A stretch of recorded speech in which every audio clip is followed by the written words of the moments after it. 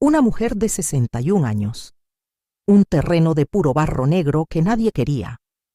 Todo el pueblo de San Isidro Lagunas la vio llegar sola con un carretón de maderos viejos y se rió de ella durante 3 meses seguidos.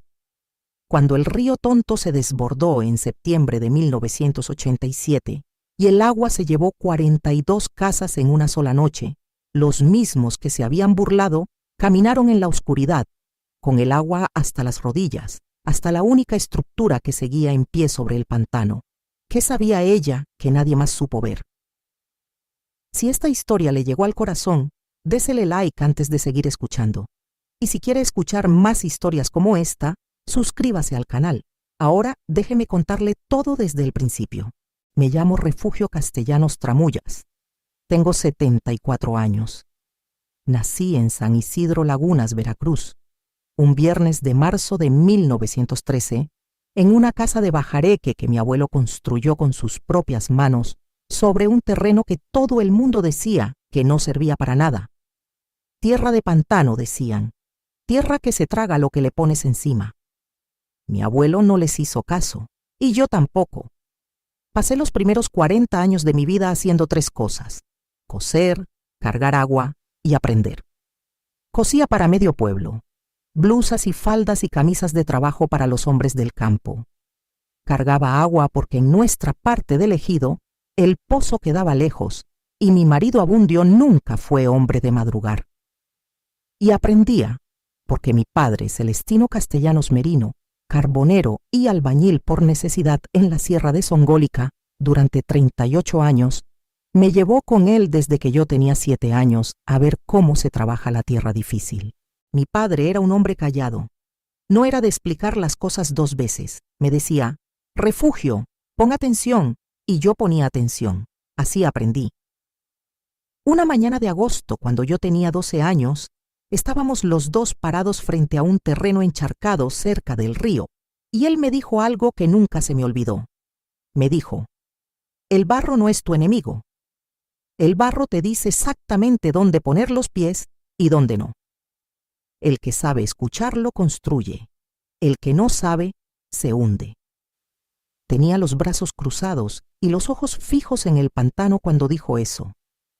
Yo me quedé callada, mirando lo mismo que él miraba. Tardé años en entender todo lo que cabía en esas palabras. Mi padre me enseñó a leer el suelo. Me enseñó a identificar por el color y la consistencia del barro qué tan hondo había que enterrar un poste para que aguantara. Me enseñó la diferencia entre barro muerto, que no tiene vida y se cuartea, y barro vivo, que respira y se comprime y puede sostener peso si se le trabaja bien. Me enseñó a cortar caña de manera que no se pudra, a preparar el mezcal de cal y arena negra que sella mejor que el cemento en suelos húmedos. Me enseñó todo eso sin libros, sin escuela, caminando a su lado desde niña por terrenos que los demás evitaban. Y le voy a decir algo. Ese conocimiento que mi padre me fue poniendo en las manos, despacio, sin apuro, durante 20 años de acompañarlo, ese conocimiento fue lo único que me salvó cuando Abundio Fuentes Sordo me dejó sola, con un terreno de 4 hectáreas de puro pantano y una deuda de 3,000 pesos con el banco de Cosamaloapan. Entienda usted cómo pasaron las cosas. Abundio y yo llevábamos 31 años de casados cuando él me dijo, un miércoles de enero de 1974, que se iba. Así de sencillo. Que se iba. Que había conocido a una mujer en Tlacotalpan, una mujer de 42 años que tenía una tienda de abarrotes y una casa con piso de mosaico, y que él ya no quería vivir en el barro. Esas fueron sus palabras. Ya no quiero vivir en el barro, Refugio. Como si el barro fuera culpa mía. Como si yo lo hubiera puesto ahí. Me lo dijo de noche, sentado en el sillón de mimbre que estaba junto a la ventana, con la lámpara de petróleo encendida entre los dos. Yo estaba cosiendo. Seguí cosiendo mientras él hablaba. Terminé la puntada que tenía empezada. Doblé la tela con cuidado, la puse sobre mis rodillas y lo miré. No lloré. No dije nada que valiera la pena recordar. Solo le pregunté una cosa. Le pregunté: La deuda del banco queda a tu nombre o al mío. Él apartó los ojos. Quedó a mi nombre. Claro que quedó a mi nombre. Se fue al día siguiente con una maleta de cartón café y el reloj de pulsera que le había regalado yo misma en su cumpleaños número 50. No volvió a mirarme cuando salió por la puerta. Yo me quedé parada en el umbral viéndolo alejarse por el camino de tierra, con la luz fría de enero encima de todo. Y en ese momento pensé en mi padre. Pensé en lo que él me había dicho frente al pantano cuando yo tenía 12 años. El barro no es tu enemigo.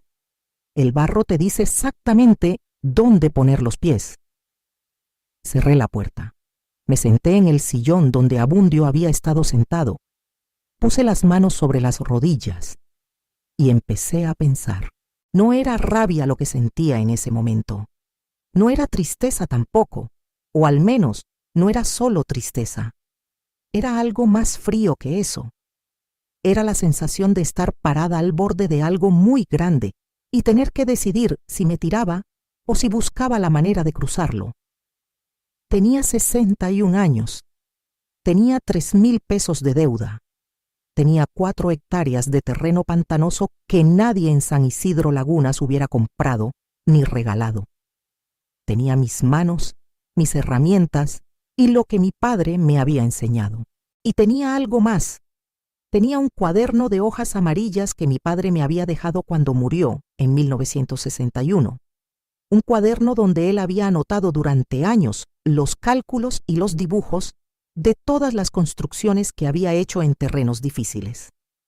Ese cuaderno lo guardaba yo dentro de la funda de almohada vieja que usaba como cofre, debajo del catre. Lo saqué esa noche. Lo abrí sobre la mesa, lo recorrí despacio con el dedo índice, página por página, buscando los dibujos de pilotes. Los encontré en la página 34. Mi padre los había dibujado con lápiz, con su letra apretada y pequeña a los lados, anotando medidas y profundidades y tipos de madera. Los estudié durante 2 horas con la lámpara acercada al papel. Luego cerré el cuaderno, lo metí de regreso en la funda de almohada y me fui a dormir. Nadie sabía que tenía ese cuaderno. Nadie sabía lo que estaba pensando hacer. Esto es importante que lo entienda usted. En ese momento, mientras el pueblo dormía y Abundio Fuentes Sordo cargaba su maleta rumbo a Tlacotalpan, yo ya tenía el plan completo en la cabeza. Ya sabía cuántos pilotes iba a necesitar, de qué madera, a qué profundidad, en qué disposición. Ya sabía que el terreno pantanoso que todo el mundo despreciaba iba a convertirse, si yo hacía las cosas bien, en el único terreno de San Isidro Lagunas que podía aguantar una crecida del río Tonto. Porque mi padre me lo había enseñado, porque yo había prestado atención. Los personajes que van a aparecer en esta historia son pocos, pero importan. Está doña Filomena Requena, la vecina de enfrente, una mujer de 70 años que tenía lengua larga y corazón pequeño, y que en los 30 años que llevábamos de vecinas nunca me había dicho una palabra amable. Está el señor Gonzalo Expósito Vega, el dueño del aserradero de Tres Valles, un hombre gordo y callado que vendía madera a crédito si uno le caía bien. Está el ingeniero Porfirio Laínez, del municipio de Cosamaloapan, que llegó a San Isidro 2 veces al año a cobrar impuestos y que tenía un mapa viejo del ejido que nadie más había visto. Y está mi hija Celestina, que en ese entonces tenía 32 años y vivía en Veracruz, ciudad con su marido Rogelio, y que cuando supo lo que yo estaba planeando, me llamó por teléfono, desde la farmacia del pueblo, para decirme que estaba perdiendo el juicio. Celestina me dijo: «Mamá, véndase ese terreno por lo que le den y véngase a vivir con nosotros». Yo le dije: «Celestina, no voy a vender nada». Ella se quedó callada un momento y luego me dijo: «Mamá, ese terreno no vale nada». Yo le dije: «Todo depende de lo que uno sepa hacer con él». Ella colgó frustrada. Yo me puse el rebozo y fui al aserradero de Gonzalo Expósito a preguntar el precio de los pilotes de cedro. Fue un jueves de febrero de 1974 cuando empecé. Me levanté antes del amanecer, con la oscuridad todavía pesada afuera, Me puse los guaraches viejos que guardaba para el trabajo en el terreno. Agarré la caja de herramientas que había sido de mi padre, una caja de lámina gris con el nombre de él escrito con pintura negra en la tapa, y salí. El aire olía a tierra mojada y a humo de leña de las casas cercanas. Caminé los 200 metros hasta mi parcela sin apuro, con la caja en la mano derecha y el cuaderno de mi padre metido bajo el brazo izquierdo. Me paré al borde del terreno. Lo miré despacio. 4 hectáreas de barro oscuro con manchas de agua estancada y tules, y una ceiba vieja en el centro que nadie había tocado porque la gente del pueblo le tenía respeto. El barro brillaba un poco con la primera luz. Olía fuerte, a tierra viva, a humedad profunda. Puse la caja en el suelo, abrí el cuaderno en la página 34 y empecé. Eso fue lo que vio doña Filomena Requena cuando se asomó a su ventana esa mañana. Una vieja de 61 años, sola, parada en el barro con una caja de herramientas y un cuaderno viejo. Se quedó mirándome un momento desde la ventana. Luego llamó a su hija y las dos se quedaron mirándome, y luego me llegó la risa de las dos desde donde yo estaba. Una risa corta, de las que no se molestan en esconderse. Yo no levanté la vista del cuaderno. Tenía trabajo que hacer. Eso fue en febrero. Para el mes de mayo, la mitad del pueblo había pasado por el camino que bordeaba mi terreno a ver qué estaba haciendo la viuda del pantano, que así me empezaron a llamar, aunque Abundio no había muerto, sino que se había ido con otra. Veían los pilotes de cedro que yo había ido enterrando uno por uno, en línea, a distancias exactas medidas con el cordel que había marcado yo misma. Veían las vigas que iba colocando encima, cruzadas, ensambladas con las muescas que yo cortaba con el serrucho de mi padre. Veían la plataforma que iba tomando forma, elevada 60 centímetros sobre el nivel del barro, y se reían. Se reían y decían que era una locura, que cuánto iba a gastar en esa madera, que para qué servía una plataforma en medio del pantano si no había paredes ni techo, que la primera lluvia se lo llevaba todo. Yo los escuchaba y seguía trabajando. Le voy a decir algo que aprendí de mi padre y que nunca he olvidado. El barro no es tu enemigo. El barro te dice exactamente dónde poner los pies. Él me dijo eso frente al pantano cuando yo tenía 12 años, y yo lo había repetido dentro de mi cabeza cientos de veces desde entonces. Lo repetí esa tarde de mayo, mientras clavaba la 7ª viga, con las manos ampolladas y la espalda adolorida, y la risa de don Aurelio Sanchizado, llegándome desde el camino. El barro no es tu enemigo. Seguí, día tras día, semana tras semana. Me levantaba antes del amanecer. Trabajaba hasta que la luz se iba. Volvía a la casa, comía lo que había, revisaba el cuaderno de mi padre, calculaba el paso siguiente, y al día siguiente volvía a empezar. Nadie me ayudó, ni uno solo.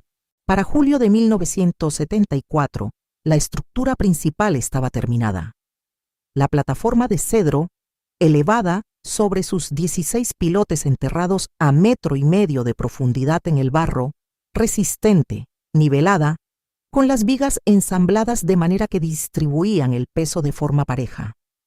Encima de la plataforma empecé a levantar las paredes, no de bloc ni de ladrillo, de bajareque y caña, igual que las casas viejas que mi abuelo había construido, pero reforzadas con la técnica que mi padre había perfeccionado en sus años en la sierra.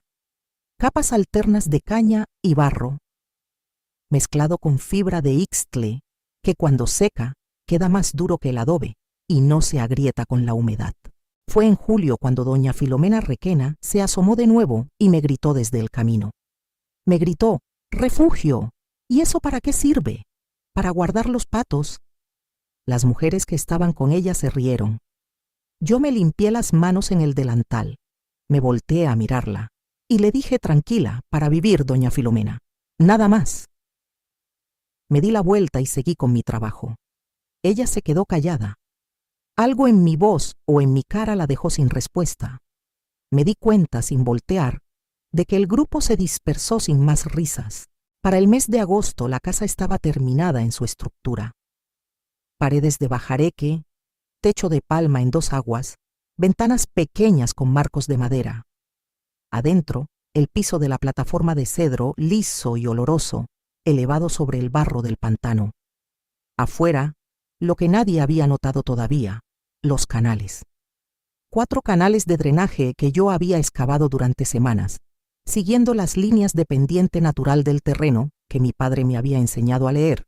Canales que llevaban el agua de lluvia y de desbordamiento lejos de la estructura y hacia la parte baja de la parcela, donde el terreno bajaba hacia el río. Esos canales eran la parte más importante de todo el plan. Y nadie los había visto. Nadie había prestado suficiente atención para notarlos, porque a nadie se le había ocurrido que una vieja costurera supiera algo de hidráulica. Eso lo sabía yo. Y lo sabía el cuaderno de mi padre, que guardaba doblado en el cajón de la mesita de noche, que ya era mi mesita de noche, en mi casa nueva, sobre el pantano. Entienda usted una cosa. No me mudé ahí para demostrarle nada a nadie. Me mudé ahí porque era mi terreno, porque era lo único que tenía y porque yo sabía que lo que había construido era sólido. La primera noche que dormí en esa casa, con el olor a madera nueva y a barro mojado entrando por la ventana, me quedé acostada boca arriba en la oscuridad escuchando los sapos y los grillos del pantano y pensé en mi padre. El barro no es tu enemigo. Cerré los ojos y dormí profundo. Los meses siguientes fueron tranquilos. Cosía. Atendía un pequeño sembradío de chile y epazote que había hecho en la parte más firme de la parcela. Iba al mercado de Cosamaloapan cada 2 semanas. Pagaba la deuda del banco de a poco, 200 pesos cada mes, con lo que ganaba cosiendo. No hablaba mucho con los vecinos. Los vecinos tampoco hablaban mucho conmigo. Doña Filomena me saludaba desde lejos, con una inclinación de cabeza cuando se cruzaba conmigo en el camino. Nada más. Don Aurelio Sanchizado y su hijo Bienvenido habían dejado de pasar por el camino junto al pantano desde que la casa quedó terminada. Como si verla terminada les quitara el gusto de comentarla. Celestina me llamó en septiembre desde la farmacia del pueblo para preguntarme cómo estaba. Le dije que bien, que había terminado la casa. Hubo un silencio largo de su lado. Luego me dijo: «Mamá, ¿de verdad se quedó a vivir en ese pantano?» Le dije que sí. Otro silencio. Luego me dijo: «Cuídese». Yo le dije: «Sí, mija», y colgamos. Nadie preguntaba por los canales. Nadie preguntaba por los pilotes. Nadie preguntaba nada técnico. Para ellos era simplemente la casa rara de refugio, la que Abundio había dejado, la viuda del pantano que había construido algo inútil en un terreno que no valía nada. Y le voy a ser sincera. A veces, en las noches más tranquilas, yo también me preguntaba. Me preguntaba si había hecho bien los cálculos, si los pilotes eran suficientes, si los canales tenían la pendiente correcta. Abría el cuaderno de mi padre, revisaba los números, comparaba con lo que había hecho y encontraba que sí, que todo estaba bien, y me volvía a dormir. Pero la pregunta que nadie hacía, la pregunta importante, era esta: ¿cuándo iba a crecer el río? Porque el río tonto crece. Eso lo sabe cualquiera que haya vivido en la cuenca del Papaloapan. Crece en temporada de lluvias y crece sin avisar, y cuando crece de verdad, de los que los viejos llaman crecida grande, se lleva todo lo que encuentra en el camino. Mi padre lo había visto 2 veces en su vida. Me lo había contado. Me había mostrado en el cuaderno las marcas que dejaba el agua en los troncos de los árboles viejos hasta donde llegaba. Me había enseñado a leer esas marcas. Yo las había leído, había medido, había calculado y había construido en consecuencia. Nadie más en San Isidro Lagunas había pensado en eso. O si lo habían pensado, no habían actuado. Las casas del pueblo estaban construidas como siempre se habían construido, de bloc y cemento, a nivel del suelo, sin drenajes especiales, sin plataformas elevadas, porque así se construía, porque así lo habían hecho siempre, porque nadie creía que el río fuera a crecer tanto. Y yo guardaba ese conocimiento como se guarda algo precioso, callada, sin mostrárselo a nadie, esperando. El invierno de 1974 y la primavera de 1975 pasaron sin incidentes. El río subió un poco en octubre, como siempre, y bajó en diciembre. La gente de San Isidro vivió tranquila. Yo cosía y trabajaba y pagaba mi deuda. El cuaderno de mi padre seguía en el cajón de la mesita de noche. Fue en el verano de 1975 cuando empezaron las señales. Junio llegó con lluvias más fuertes de lo normal. No era nada que alarmara a los vecinos, porque junio siempre tiene lluvias. Pero yo noté que el nivel del barro en mi parcela subía más rápido que en años anteriores. Noté que los canales que yo había excavado trabajaban más. Noté que el color del agua que bajaba del cerro tenía ese café rojizo que mi padre me había enseñado a reconocer, el color del agua que viene cargada de tierra desde muy arriba. Abrí el cuaderno de mi padre en la parte de atrás, donde él había pegado con engrudo un recorte de periódico viejo que hablaba de la crecida grande de 1944, la peor del siglo, la que había llegado hasta la calle principal de Cosamaloapan. Lo leí de nuevo. Luego fui a ver el árbol de ceiba que tenía en medio de mi parcela y busqué la marca que yo misma había encontrado años antes, una cicatriz horizontal en la corteza a 1,70 m del suelo, que según los cálculos de mi padre, correspondía al nivel del agua en la crecida de 1944. Mi plataforma estaba a 2,10 metros del suelo. Volví a la casa. Me senté en la silla de la cocina. Puse las manos sobre la mesa y esperé. Julio fue peor. Las lluvias en la sierra de Songólica, según decían los arrieros que pasaban por San Isidro, eran las más fuertes en 30 años. El río Tonto empezó a ponerse turbio desde la primera semana de julio. Los viejos del pueblo lo notaron y hubo conversaciones en el mercado, pero nadie tomó medidas. Nadie movió sus cosas a lugares altos. Nadie reforzó sus puertas.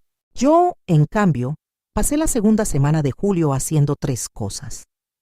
Primero, limpié y amplié los canales de drenaje, quitando el sedimento que se había ido acumulando para asegurar que el agua corriera libre. Segundo, subí todos mis objetos de valor, el cuaderno de mi padre, mis herramientas, mis telas de coser, los documentos de la deuda y del terreno, a los estantes más altos que tenía dentro de la casa. Tercero, y esto es lo que nadie vio porque lo hice de noche, recorrí las 16 bases de los pilotes enterrados en el barro y las revisé una por una, metiendo los dedos en el barro alrededor de cada uno para sentir si había aflojamiento o pudrición. No había. Los pilotes estaban firmes.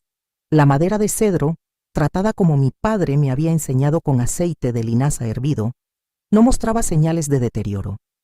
Me limpié las manos en el pantorrilla del pantalón, me levanté despacio, me sacudí la tierra de las rodillas y volví a la casa.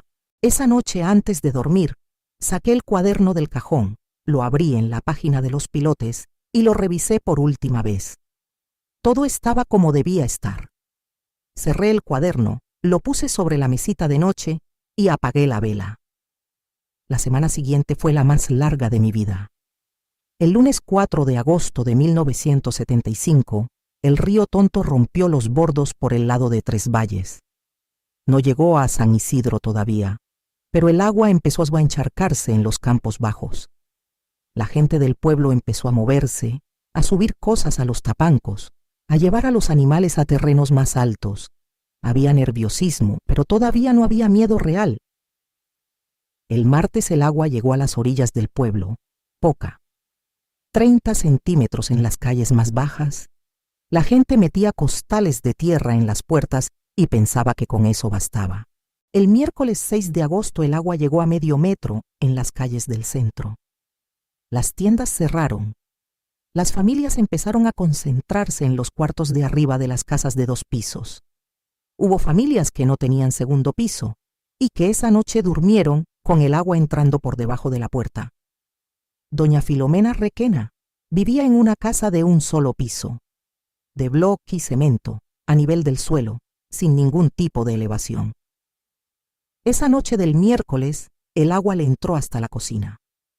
El jueves 7 de agosto, antes del amanecer, sonó alguien en mi puerta. Me levanté despacio del catre, apoyándome con una mano en la pared, con la otra tomando la vela. Caminé sin apuro hacia la puerta. Desde la ventana pude ver, en la oscuridad, el brillo negro del agua rodeando los pilotes de mi casa. El nivel estaba subiendo. Calculé, por la altura en los pilotes, que había 1,20 m de agua afuera. Mi plataforma seguía por encima, seca. Abrí la puerta. Era doña Filomena. Estaba parada en la escalera de madera que yo había construido como acceso a la plataforma, con el agua hasta la cintura debajo de ella, el cabello suelto y mojado, un bulto de ropa apretado contra el pecho. Detrás de ella, en el agua negra, vi a su hija Amparo y al marido de Amparo y a los 3 hijos pequeños, todos agarrados a una cuerda que Filomena llevaba atada a la muñeca. Me miró. No dijo nada por un momento. Solo me miró con esos ojos suyos que yo había visto tantas veces mirándome con burla o con desdén, y en ese momento solo había en ellos algo que era demasiado honesto para disimular. La dejé pasar sin decir una palabra. Ella entró, me dio las gracias con la voz rota, y yo le hice un gesto con la cabeza que quería decir que no había nada que agradecer. Luego fui a ayudar a los niños a subir. Esa noche llegaron 43 personas a mi casa. 43. Los fui contando mientras llegaban, uno por uno, algunos solos, algunos en grupos, todos mojados, todos temblando, todos con el mismo gesto de querer decir algo y no saber cómo. Don Aurelio Sanchizado llegó a las 2 de la mañana con su nuera y los 4 nietos. Llegó a la puerta, me miró y tuvo la decencia de no decir nada que empeorara el momento. Le hice lugar. Entró y se sentó en el suelo con los nietos pegados a él. Mi casa no era grande. 2 cuartos, la cocina, un corredor. Pero estaba seca, completamente seca. El agua afuera subió esa noche hasta 1,85 m, según la marca que dejó en los pilotes cuando bajó. Mi plataforma estaba a 2,10, 25 centímetros de margen. Los canales de drenaje funcionaban, llevando el agua de exceso lejos de la estructura. Los pilotes no cedieron. Las paredes de bajareque no se agrietaron. 43 personas pasaron la noche en mi casa. Varios niños, 2 ancianos que no podían moverse bien, una mujer embarazada de 8 meses. Y yo me quedé en la cocina, junto al fogón que prendí para dar calor, con el cuaderno de mi padre sobre la mesa a mi lado, y cociné lo que tenía, y les di de comer, y los mantuve tranquilos. A las 5 de la mañana del viernes 8 de agosto el agua empezó a bajar. Lentamente al principio, luego con más prisa. Para el mediodía había bajado a 1 metro. Para la tarde ya se veía el barro. Para el día siguiente, el sábado, el pueblo podía recorrerse a pie, aunque todo estaba lleno de lodo y basura y olor a tierra revuelta. De 42 casas en San Isidro Lagunas, 38 habían sufrido daños, 9 habían perdido paredes, 3 habían colapsado completamente. Nadie había muerto, gracias en parte a que todo el que no tenía dónde ir seguro había llegado a mi casa, pero los daños materiales eran enormes. Mi casa estaba intacta. No había una grieta, no había una tabla suelta. Los pilotes estaban firmes en el barro, los mismos barro que todos decían que se tragaba lo que le pusieras encima. Las paredes de bajareque ni siquiera estaban manchadas de humedad, porque la plataforma las mantenía elevadas sobre el nivel que había alcanzado el agua. El cuaderno de mi padre sobre la mesita de noche estaba seco. Los días siguientes fueron extraños. La gente del pueblo andaba recogiendo sus cosas, evaluando daños, llorando pérdidas. Yo los veía pasar desde mi corredor. Veía las miradas que me echaban al pasar por mi terreno. Miradas distintas a las de antes. No era admiración exactamente. Era algo más incómodo que eso. Era la cara de alguien que ha tenido que reconsiderar algo que creía saber con certeza. Doña Filomena se paró frente a mi terreno un martes de agosto, 3 días después de la crecida, y me miró desde el camino. Yo estaba en el corredor remendando una camisa. Nos miramos un momento. Luego ella dijo, en voz baja, «¿Usted sabía?» No era una pregunta, era una constatación. Yo puse la camisa sobre las rodillas y le dije, «Mi padre me enseñó, nada más». Ella asintió una sola vez, se dio la vuelta y se fue. No dijo nada más, yo tampoco. No era el momento de más palabras, fue en esa semana, mientras el pueblo se recuperaba, cuando llegó el ingeniero Porfirio Laínez del municipio de Cosamaloapan. Llegó con un asistente joven y un portafolio de piel color café, y fue revisando los daños casa por casa, tomando notas, haciendo fotos con una cámara pequeña. Cuando llegó a mi terreno, se detuvo. Se quedó un buen rato mirando la estructura, los pilotes, los canales de drenaje. Luego, subió la escalera y tocó la puerta. Le ofrecí café. Se sentó a la mesa de mi cocina, con el asistente a su lado, y me preguntó cómo había construido eso. Se lo expliqué. Le mostré el cuaderno de mi padre. Lo revisó despacio, página por página, con los ojos muy abiertos.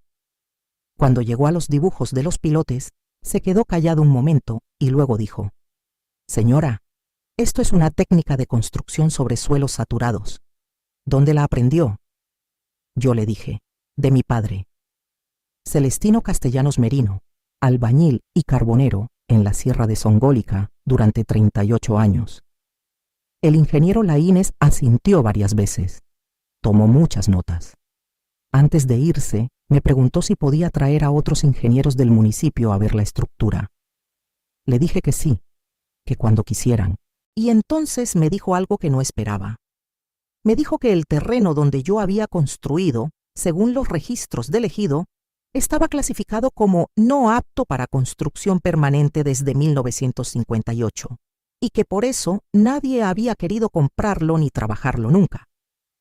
Me dijo que mi construcción era, en términos técnicos, una demostración de que esa clasificación podía ser incorrecta o al menos incompleta. Me dijo que iba a incluir eso en su informe. Me quedé callada cuando salió. Me quedé parada en el corredor, apoyada con ambas manos en el barandal de madera, mirando el barro mojado de mi parcela, los pilotes, los canales, la ceiba vieja en el centro con su marca de crecida en la corteza. El barro no es tu enemigo. El barro te dice exactamente dónde poner los pies. Mi padre lo sabía, y yo lo había sabido también, y lo había construido, y había aguantado. Eso era suficiente. La vida después de la crecida fue diferente. No de manera dramática, no de golpe, sino de esa manera lenta que tienen los cambios que duran. La gente de San Isidro empezó a tratarme con una distancia diferente, no la distancia de la burla, sino la distancia del respeto, que en los pueblos pequeños se parece mucho a la incomodidad. Como si no supieran muy bien cómo relacionarse con alguien que tenía razón cuando todos los demás estaban equivocados. Yo no se lo facilité ni se lo dificilité. Me comporté igual que siempre. Cosía, trabajaba, pagaba la deuda, iba al mercado cada 2 semanas, saludaba a quien me saludaba. Fue en octubre de ese año, 2 meses después de la crecida, cuando llegó la carta de Abundio. Me la entregó el cartero un martes por la mañana. Sobre blanco, letra de Abundio, sellada desde Tlacotalpan. Me quedé mirándola un momento antes de abrirla. Luego la abrí despacio, desdoblé el papel, lo leí. Abundio me escribía para decirme que había escuchado lo de la crecida, que había escuchado que mi casa había aguantado, que se alegraba de que estuviera bien. Y luego, al final de la carta, me preguntaba si yo consideraría venderle el terreno. Decía que quizás había subestimado el valor del terreno. Decía que podríamos llegar a un acuerdo razonable. Leí eso 2 veces. Lo doblé con cuidado. Lo metí de regreso en el sobre. Fui a la cocina. Abrí el cajón de abajo donde guardaba los papeles del terreno y de la deuda. Metí el sobre ahí, lo cerré. No le respondí. Nunca le respondí. Entienda usted por qué. No era rencor. Una persona puede vivir con rencor toda la vida y el rencor no hace nada, no construye nada, no enseña nada. No era orgullo tampoco, o no era solo orgullo, era algo más simple. Era que ya no había nada que decir. Abundio había tomado sus decisiones. Yo había tomado las mías. Las de él lo habían llevado a una carta en octubre pidiendo lo que había despreciado en enero. Las mías me habían llevado a una casa en pie sobre el barro, mientras 38 casas del pueblo seguían contando sus daños. No había ninguna conversación que agregar a eso. Los meses siguientes, el ingeniero Laínez cumplió su palabra. Trajo a otros 2 ingenieros del municipio a ver mi construcción, un jueves de noviembre, y los 3 estuvieron casi 4 horas revisando los pilotes, los canales, las paredes, el ensamblado de las vigas. Tomaron muchas fotos. Uno de los ingenieros jóvenes, un muchacho de no más de 30 años que se llamaba Teodoro, me pidió permiso para copiar los dibujos del cuaderno de mi padre. Le di permiso. Se sentó en mi cocina durante 2 horas copiando las páginas con los pilotes y los drenajes en su cuaderno nuevo, con su pluma de tinta azul. Cuando terminó me miró y me dijo: «Señora, ¿su padre fue ingeniero?». Le dije que no, que fue albañil y carbonero en la sierra, que aprendió mirando y equivocándose y volviendo a intentar. Él asintió despacio, con ese gesto de los jóvenes cuando algo les resulta demasiado grande para contestar de inmediato. Antes de irse, Teodoro me preguntó si podía volver en algún momento para hacerme más preguntas sobre las técnicas de mi padre. Le dije que sí, que cuando quisiera, y que si quería, yo también podía enseñarle lo de los canales de pendiente, que era la parte que más gente se salteaba y que más importaba.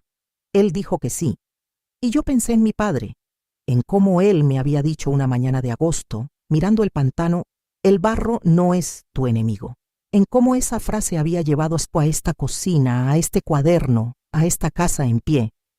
Así es como pasan las cosas, despacio, con las manos, con paciencia. El siguiente año fue el que cambió las cosas de manera definitiva, aunque yo no lo supe en el momento. Fue en la primavera de 1976 cuando el municipio de Cosamaloapan emitió un documento que reclasificaba parte del terreno ejidal de San Isidro Lagunas, incluyendo mi parcela, como apto para construcción permanente siempre que se usaran técnicas de pilotes y drenaje supervisadas.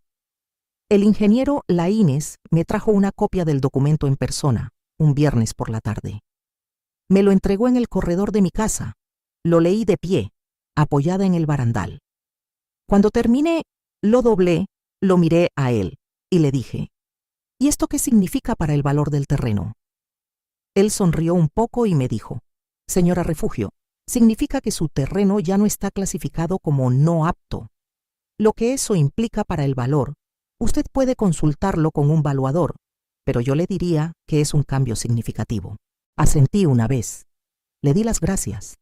Él se fue. Yo me quedé en el corredor un momento más, con el documento en la mano, mirando la ceiba vieja en el centro de mi parcela. Luego entré, abrí el cajón de los papeles, saqué el cuaderno de mi padre y lo puse sobre la mesa. Lo abrí en la página 34, los dibujos de los pilotes, que ya estaban desgastados de tanto revisarlos. Los miré un momento, luego lo cerré, lo guardé. Así fue como empezó todo a tener sentido completo. Le voy a contar el último capítulo de esta historia, que pasó en enero de 1977. Para esa fecha, yo había terminado de pagar la deuda del banco, los 3,000 pesos más los intereses. El último pago lo hice el 15 de enero de 1977, con una tranquilidad que no puedo describirle de otra manera que como la sensación de soltar un peso que uno cargó tanto tiempo que ya no recordaba cómo era caminar sin él. El día que hice el último pago en el banco de Cosamaloapan, el gerente, un hombre de unos 50 años llamado Bonifacio Merino, me dio un apretón de manos y me dijo: «Señora Castellanos, ha sido usted la pagadora más puntual que hemos tenido en esta sucursal en muchos años. Yo le dije, gracias. Tomé mi copia del recibo, la doblé, la metí en el bolsillo del delantal y salí. Caminé al mercado. Compré un mango ataulfo maduro, uno solo, el más amarillo que encontré. Me lo comí sentada en una banca de la plaza, mirando la gente pasar, con el sol de enero tibio en la cara. No era una celebración grande, era suficiente. 2 semanas después, el 28 de enero de 1977, Celestina vino desde Veracruz a visitarme por primera vez desde que me había mudado al pantano. Llegó con su marido Rogelio y los 2 hijos, que ya tenían 8 y 10 años. Los vi llegar por el camino desde el corredor de mi casa, con sus maletas y sus caras de ciudad, y me levanté despacio de la silla, me apoyé con las manos en el barandal y los esperé. Celestina subió la escalera de madera y me abrazó fuerte, más fuerte de lo que esperaba. Cuando se separó tenía los ojos brillantes, me miró la cara, miró la casa, miró el terreno, los pilotes, los canales, la ceiba, y no dijo nada por un momento. Luego dijo en voz baja, «Mamá, ¿usted sabía desde el principio que iba a aguantar?» Le dije la verdad, le dije, lo calculé lo mejor que pude. Mi padre me enseñó cómo, y luego lo construí y esperé. Ella asintió, se secó los ojos con el dorso de la mano. Luego sonrió y dijo, «El abuelo Celestino le enseñó bien». Yo le dije, «Sí», a eso me aferré. Esa tarde, mientras Rogelio y los niños exploraban el terreno y doña Filomena los miraba desde su ventana con cara de curiosidad, Celestina y yo estuvimos sentadas en el corredor hasta que se fue el sol. Le conté todo, desde el principio. Le conté del cuaderno de mi padre. Le conté de los pilotes y los canales. Le conté de las 43 personas que habían dormido en mi casa la noche de la crecida. Le conté del documento del municipio. Le conté del último pago al banco. Ella escuchó todo sin interrumpirme. Cuando terminé, hubo un silencio largo entre las dos, de esos silencios que no necesitan llenarse. Luego me dijo, «Mamá, ¿y si el río no hubiera crecido? ¿Si la crecida nunca hubiera llegado?» Pensé en eso un momento. Luego le dije, «Entonces hubiera tenido una casa buena sobre un terreno mío, sin deudas. Igual estaría bien». Ella se rió. Yo también me reí. Fue la primera vez que me reía de verdad en mucho tiempo. Déjeme contarle cómo estoy ahora, porque eso también importa. Tengo 74 años. Sigo viviendo en la misma casa, sobre los mismos pilotes de cedro que enterré en el barro hace más de 13 años. Los pilotes siguen firmes. Los canales siguen funcionando. La ceiba sigue en el centro de la parcela, tan vieja y quieta como siempre. El cuaderno de mi padre está en el cajón de la mesita de noche. Ya no lo abro mucho, ya no lo necesito tanto, porque las cosas que están en él ya las tengo aquí dentro, en las manos, en los ojos, en la manera en que camino sobre un terreno y lo leo. Pero está ahí, y a veces, cuando no puedo dormir, lo saco, lo abro en alguna página al azar y recorro los dibujos con el dedo, la letra apretada y pequeña de mi padre, los números con su lápiz, las líneas de las vigas y los pilotes. Y le voy a decir algo. Nunca he lamentado haberme quedado. Nunca he pensado que debí vender el terreno y irme con Celestina, como ella me pidió aquel enero de 1974. Lo que hice aquí, con mis manos y con lo que mi padre me enseñó, es mío de una manera que ninguna casa de mosaico y ninguna tienda de abarrotes podría ser mía nunca. Abundio no me escribió más después de aquella carta de octubre. Supe por gente del mercado que él y la mujer de Tlacotalpan tuvieron problemas algunos años después, que la tienda no le fue bien, que se habían mudado a Veracruz ciudad. No pregunté más. No me importaba lo suficiente para preguntar. Lo que sí me importa, lo que siempre me ha importado es esto, que mi padre tomó el tiempo de enseñarme, que me llevó con él cuando yo era una niña de 7 años y me dijo, «Pon atención», que me habló frente al pantano cuando yo tenía 12 años y me dijo, «El barro no es tu enemigo. El barro te dice exactamente dónde poner los pies». que llenó ese cuaderno de hojas amarillas con sus dibujos y sus cálculos y me lo dejó cuando se fue, como si supiera que yo lo iba a necesitar. Eso no tiene precio. Eso no se aprende en ninguna escuela. Eso se aprende caminando al lado de alguien que sabe, mirando cómo mira, escuchando cómo escucha. Y le voy a decir algo más, algo que le digo con el corazón en la mano porque creo que importa. Una mujer sola no es una mujer débil. Una mujer que se queda con lo que tiene y lo trabaja y lo cuida y lo convierte en algo, esa mujer es más fuerte que cualquier cosa que le hubieran podido quitar. Abundio se llevó su maleta de cartón y su reloj que yo le había regalado. Se llevó 31 años de vida en común y los dejó en un camino de tierra un miércoles de enero. Y yo me quedé con 4 hectáreas de pantano y una deuda y un cuaderno amarillo. Y aquí estoy, 74 años, en mi casa, sobre mi terreno, con mis manos y mi cabeza y lo que mi padre me enseñó. Él se fue buscando un piso de mosaico. Yo me quedé a construir algo que aguantara el río. Yo no cambiaría nada. El barro no es tu enemigo. El barro te dice exactamente dónde poner los pies. Mi padre me dijo eso cuando yo tenía 12 años, y se lo he repetido a mí misma cada vez que el camino se puso difícil, cada vez que alguien se rió, cada vez que el agua subió y yo tuve que confiar en lo que había construido. Y cada vez fue verdad. Eso es lo que quiero que se lleven de esta historia, si es que se llevan algo. No la parte de la crecida, ni la parte de las 43 personas en mi casa, ni el documento del municipio, ni el pago de la deuda. Todo eso pasó y fue lo que fue. Lo que quiero que se lleven es esto, que hay personas que saben cosas que no se ven a primera vista, que el conocimiento que se pasa de mano en mano, de padre a hija, de abuelo a nieto, en terrenos difíciles, sin libros ni escuelas, ese conocimiento vale. Que a veces la persona que parece más sola y más vulnerable es la que más sabe dónde poner los pies, y que el barro que todo el mundo desprecia puede ser, si uno sabe leerlo, el terreno más firme de todos. Hay momentos en que me siento en el corredor de mi casa, cuando el sol se está yendo, y escucho los sapos en el pantano, y el viento en la ceiba, y el barro suave oliendo a tierra viva, y pienso en mi padre, en cómo me llevó con él, en cómo me enseñó sin prisa, mirando, equivocándose, volviendo a intentar, en cómo me dejó ese cuaderno, y me siento bien, no feliz de manera ruidosa, bien de manera quieta, que es la única manera de estar bien que dura. Eso me parece suficiente. Si llegó hasta aquí en esta historia, le doy las gracias de verdad. No es un decir.